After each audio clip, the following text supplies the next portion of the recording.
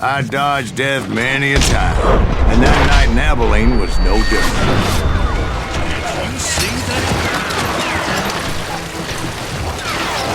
I was there with the intention of finding that bastard Bob and collecting the bounty on John Wesley.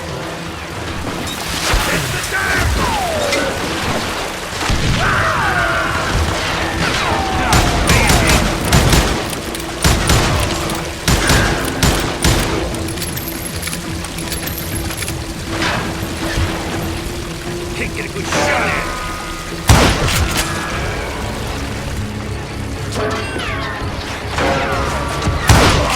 God damn you!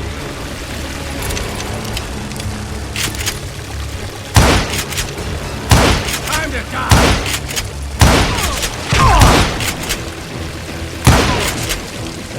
I thought the Texas Rangers got heart. Yeah, that's what they want you to believe.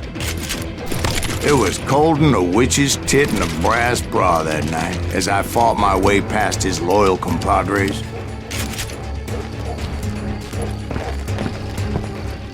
To the very same saloon we're sitting in today. Look around and imagine this place painted in blood. Hardin was waiting for me, and...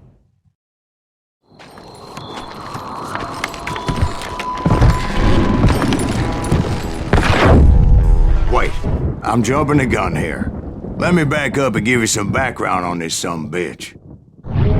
He deserves that much. Don't you think so, Ben? John Wesley Hardin was a killer. By the end, he confessed to taking the lives of 42 men. Fathers and husbands, brothers and sons, men with families who cared about them. He was a bona fide folk hero by then, and had amassed a gang of armed miscreants and other assorted thugs. He and his men set up camp outside of town, and I was hoping Bob was among them. Shit, it's cold out here. I'm freezing my giblets off. Ain't right we gotta stay out here keeping watch like this. Ain't nobody stupid enough to go after Damn it! Shoot that son of a bitch! They didn't ask why I was there. They knew. As most of them were wanted as well. I figured Hardin was here somewhere, but to get to him, I'd have to get past his gun hands. I had to spill a lot of blood to find out Hardin wasn't in that camp. He was carousing in town with his closest friends. Hardin's boys apparently didn't want me to reach the Bull's Head. Some were hightailing it into town to inform their jefe of my unwelcomed presence.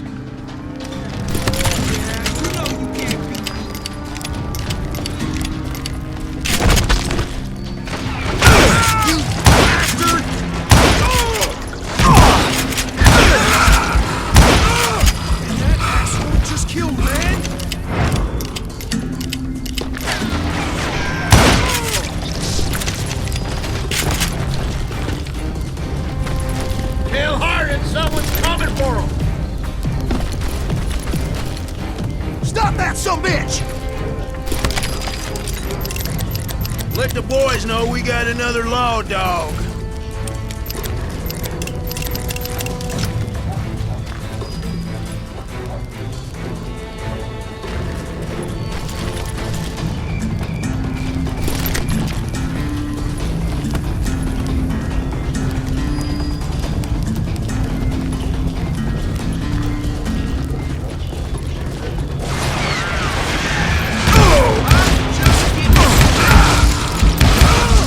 I wondered if Bob was among them.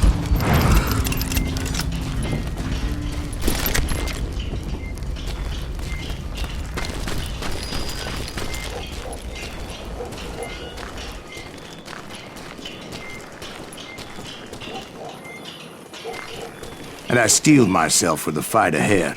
For as good as I was, deep down I wondered if John Wesley wasn't just a little bit better.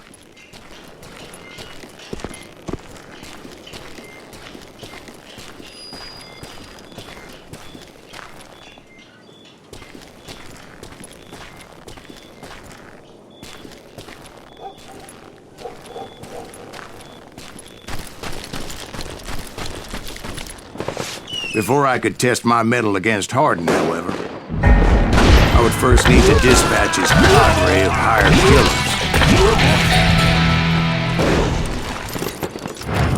killers. Most of these degenerates were beyond redemption, but John Wesley might have been a different story.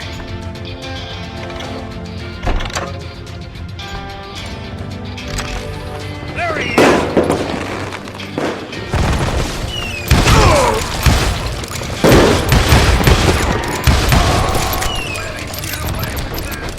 I didn't learn until later that that night was in fact his birthday celebration.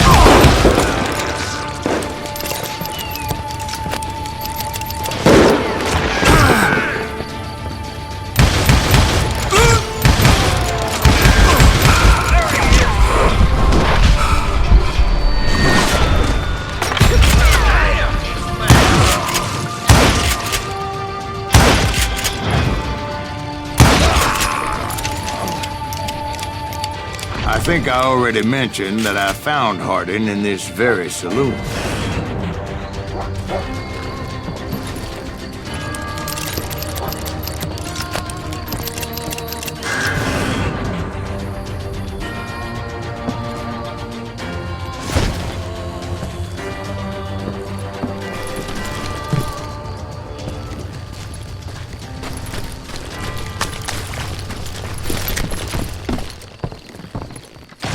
Suffice it to say, nobody there was happy to see me. In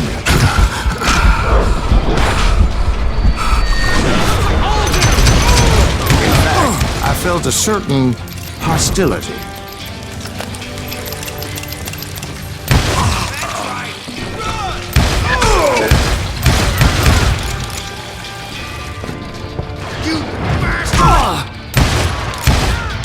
I was disappointed that neither Bob nor John Wesley were among the dead. But that was short-lived, as a moment later I was facing down the fastest gun in the West.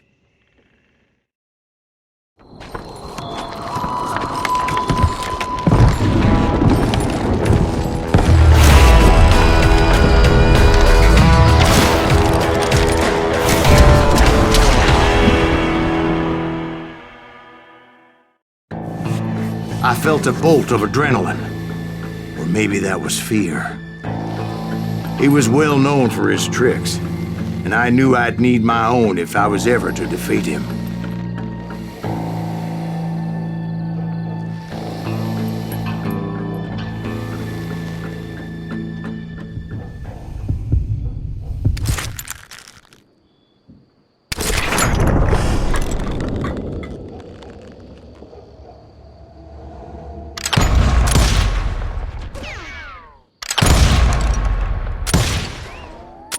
That man was faster than greased lightning. But being inebriated as he was, he didn't count his shots. And now, he was at my mercy. So he didn't die? No, I sent him to prison. Years later, after he was free, some restless avenger took his life. Shot him in the back in a saloon just like this one. Anybody up for another beer? Ben?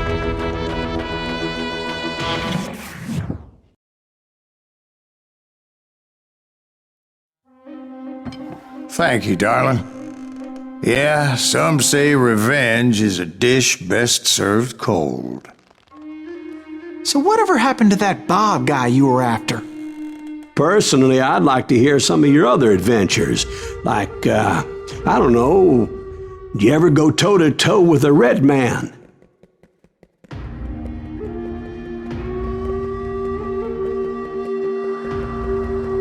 Yes, I did, Ben. I remember once I was after this renegade Apache, Grey Wolf. Strangely enough, revenge was also his primary motivation.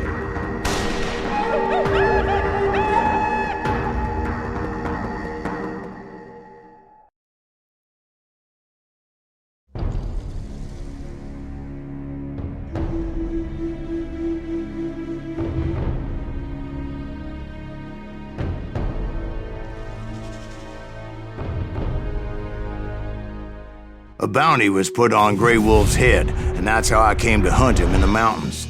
Mountains so high they tickled the nether regions of heaven.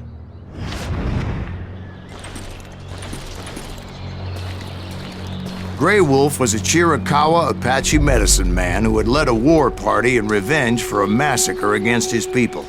The U.S. Army had attacked his tribe during his daughter's sacred sunrise ceremony, and the slaughter was unspeakable. I understood his anger, as there's nothing more traumatic than seeing those you love die in a cruel and painful death.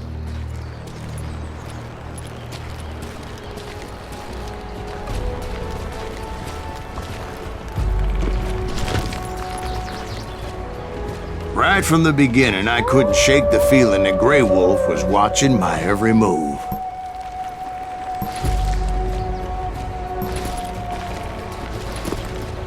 He led a band of young Apache warriors who wanted retribution and were more than willing to die for him.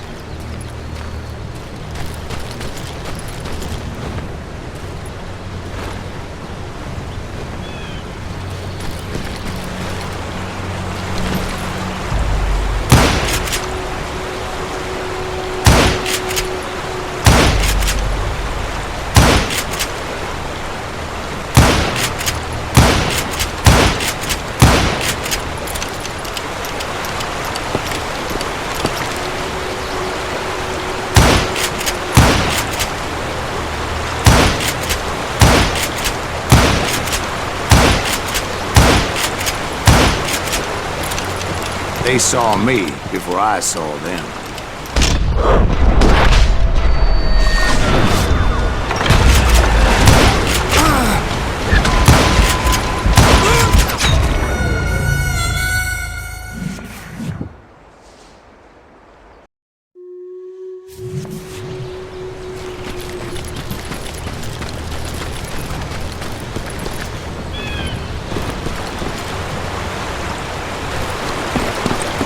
They saw me before I saw them.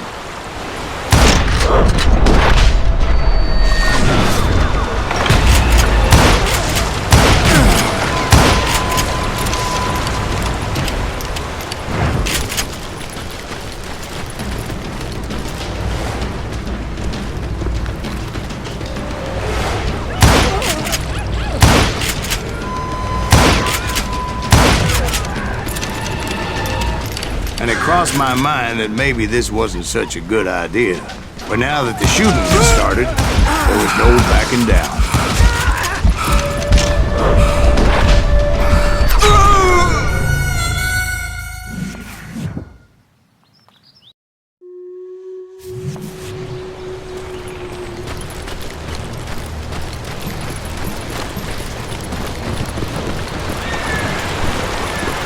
They saw me before I saw them.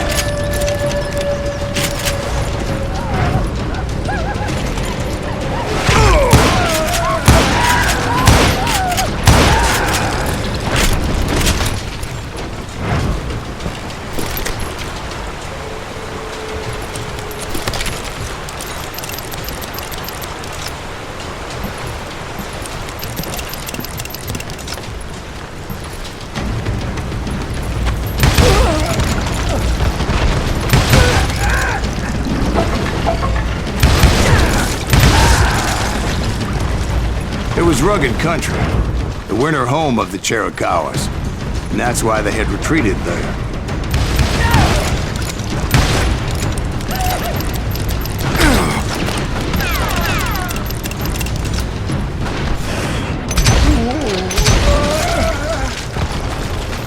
I admit to having some regrets about going after them the way I did. But then again, I got a lot of those.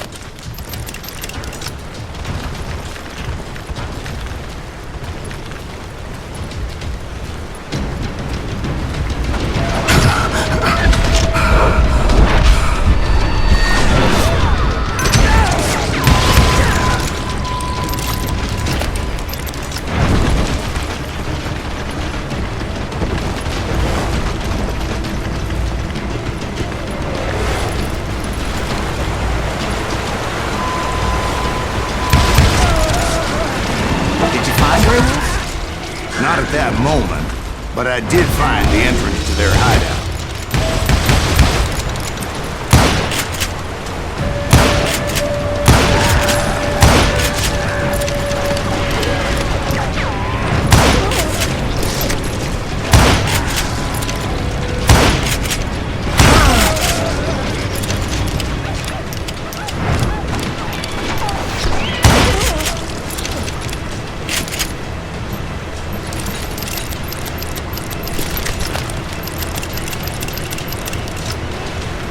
A deep crevice that led to a deeper cave. Don't tell me you went in there. Yeah, but it's not out of bravery so much as pure, angry cussedness.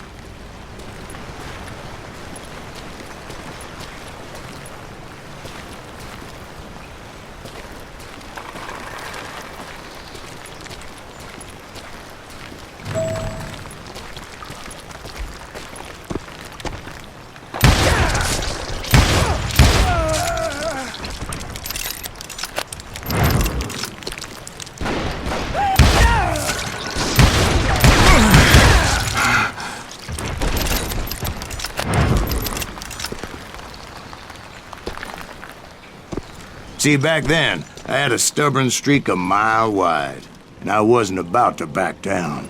So it was like pitch black in there? Actually, it was pretty well lit. They had torches on the wall.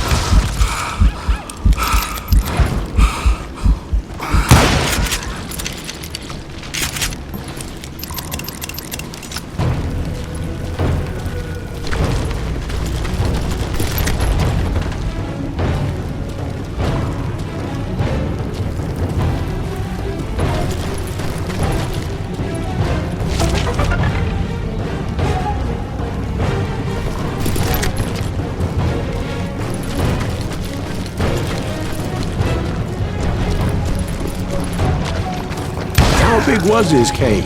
Big as hell, Ben. Chiricahua had hid out there during the Indian Wars.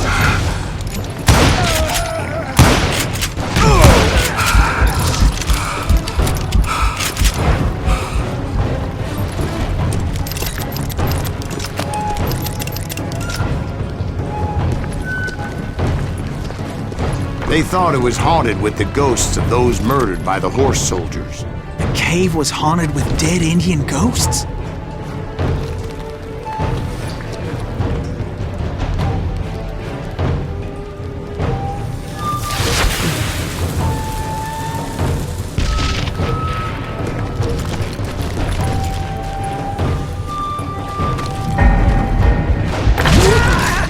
To be honest, I was more concerned with the live ones than the dead ones.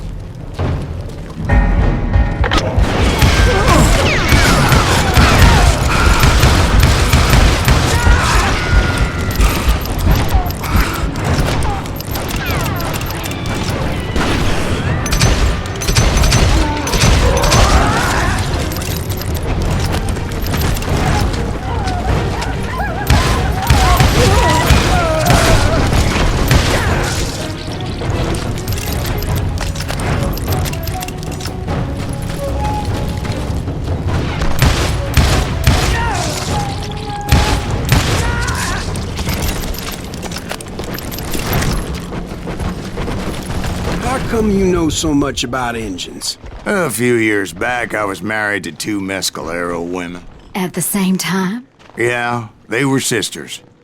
Polygyny is traditional among the Mescalero. So what happened? Oh, I had to get out of there. Those girls never shut up. Both of them nagging at me all the time. Drove me half crazy. Haven't seen them since. No, I mean, what happened with Grey Wolf? Oh, well, I pursued him into the Cave of Death.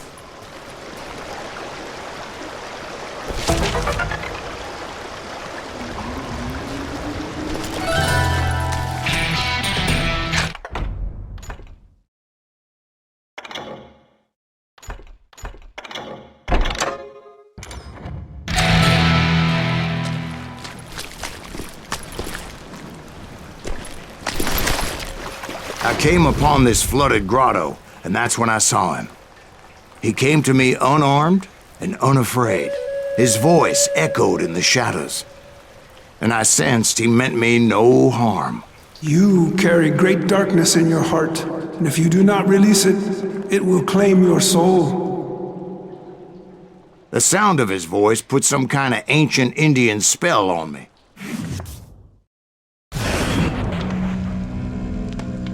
As his story unfolded in my mind, You will come to this place again and kill many more men, and the darkness will grow until it consumes everything that you are. The soul would have no rainbow if the eye had no tears. he said I was a great warrior, a coyote man, unequaled by any other pale-faced warrior, or something like that. The snakes will bite shadows of your past until venom poisons your heart, and an echo of the song of the dead summons the spirits deep from within the mountains. I didn't quite get what he was saying, but there was definitely snakes. And indeed, his warriors surrounded me and attacked me like hungry wolverine. They couldn't stop me, though, and Grey Wolf wasn't in the mood for idle talk.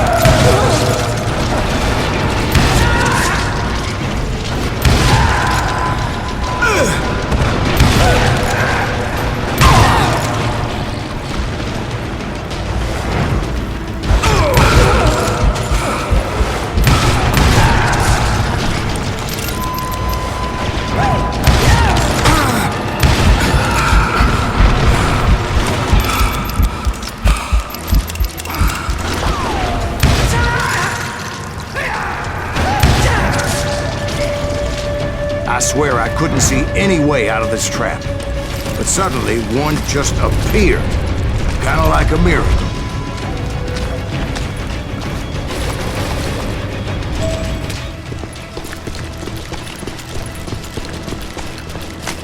I felt like I would be lost in that damn cave forever.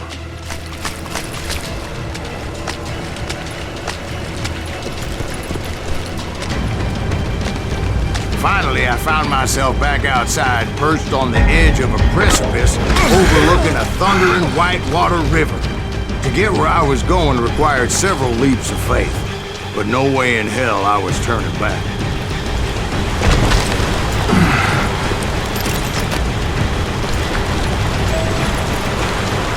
I chased after him, determined to make him explain the meaning of all that mumbo-jumbo. Mumbo-jumbo is right. Are you making this all up as you go? A few details may be fuzzy, brother, but I am relating exactly what happened to me. There were dozens of Apache warriors aiming at me from on high. Dozens? Well, maybe not dozens, but there was a lot of them.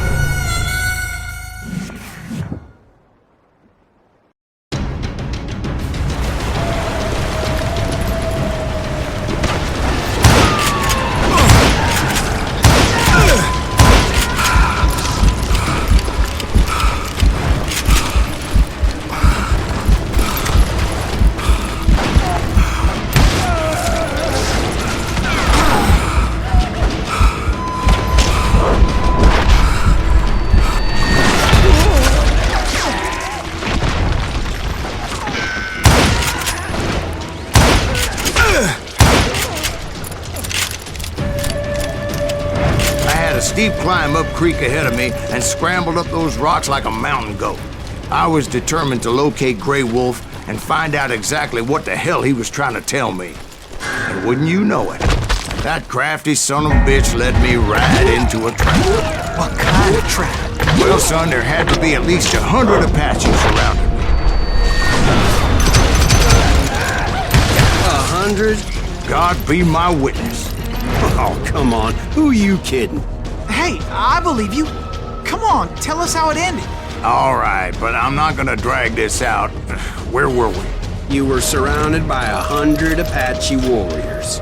Well, I didn't take the time to count them exactly, but there were a lot of them.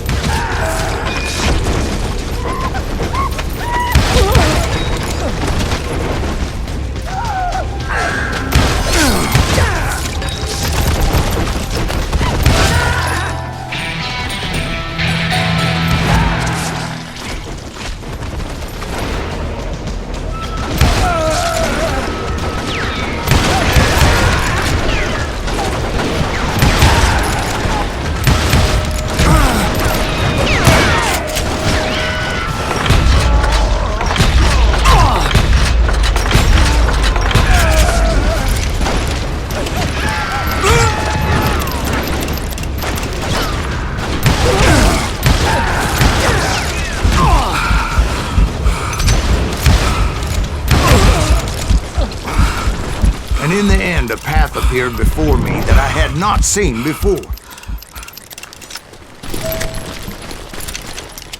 I followed it as I desperately needed to find out what Grey Wolf was trying to tell me.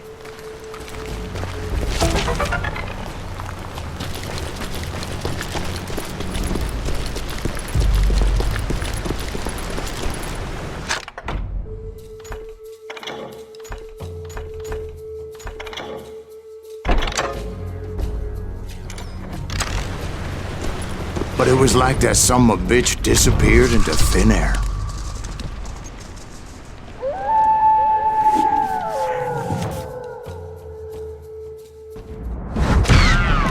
Never did find him. And never did collect my goddamn bounty.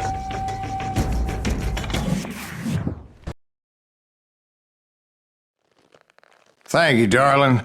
It's interesting how the truth can sometimes seem, might malleable, depending upon your point of view. Like how those dime novels make you out to be something you're not? Jack, don't be starting trouble. No, he's right. They do tend to exaggerate. Did they exaggerate your part in taking down the Daltons? Well, I was there in the flesh, boy, so I saw what happened firsthand.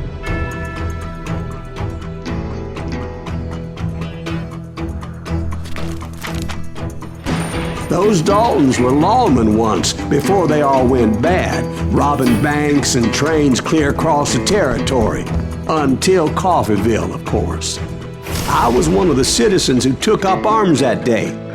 Fighting on the side of right? I did my best, sir. We all did.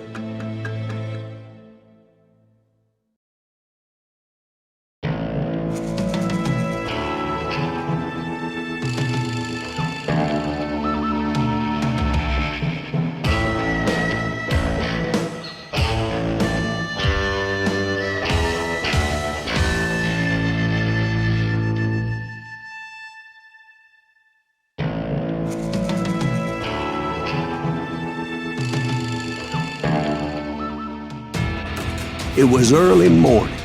One of my friends was a local gunsmith, and he handed out firearms to anybody who'd take one. You see, the Daltons got it in their heads to rob 2 banks at the same time. 2 banks on the same damn street.